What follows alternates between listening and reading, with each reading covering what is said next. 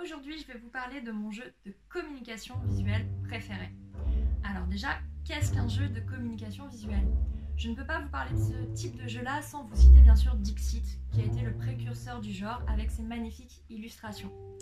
Mais il y en a eu d'autres qui ont suivi, toujours chez l'éditeur Libellude.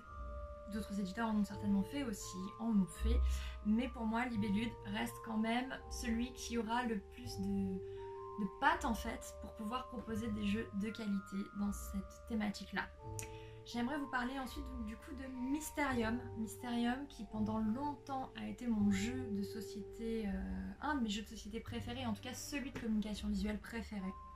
C'est un jeu magnifique en termes d'illustration, ambiance gothique, victorien, histoire de médium, de fantôme dans un manoir hanté. Donc super sympa. Un pur coopératif qui se jouait, alors ils mettent de 2 à 8 joueurs sur la boîte, mais franchement ça se joue bien à partir de 4 joueurs, donc on est sur un très bon 4 à 8 joueurs coopératif pour moins d'une heure de partie. Et du coup celui-là a été dans mon cœur pendant très longtemps number one, mais j'avoue que son petit frère, sorti l'année dernière, commence à monter sur le même piédestal que lui, car je trouve que Obscurio est très bon aussi, tout en étant différent de Mysterium. Obscurio, c'est encore une fois donc un jeu de communication visuelle, asymétrique, avec un joueur qui fait deviner aux autres joueurs.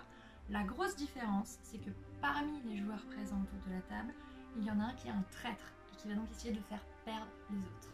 Autre nouveauté, bien sûr, en termes de matériel, c'est-à-dire que Libellude a beau faire des jeux de communication visuelle, ils sont tous différents. Ici, vous allez avoir donc des petites illustrations rondes, comme vous pouvez le voir, interchangeables. Ce sera forcément différent à chaque partie.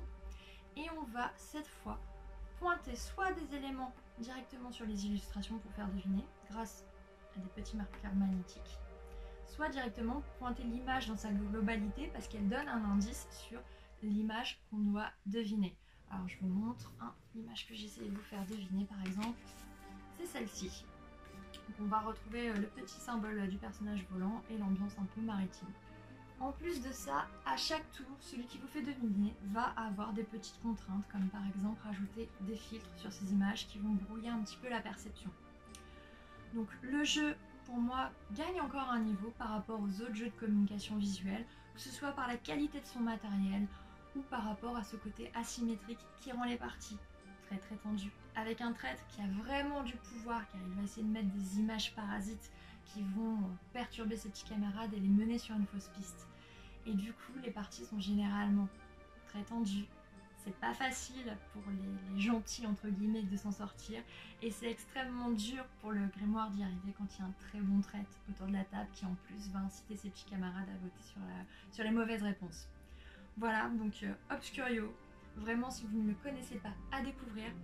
Toujours de 4 à 8 joueurs, je vous le conseille, même si on peut jouer à 2, c'est vraiment de 4 à 8 joueurs que ça va prendre tout son sens. Et voilà, donc je ne peux rien rajouter de plus si ce n'est tout mon amour pour ce jeu. Par contre, n'oubliez pas, il y a d'autres petites vidéos sur mes jeux préférés, n'hésitez pas à les regarder aussi, et puis je vous retrouve très bientôt pour une prochaine vidéo.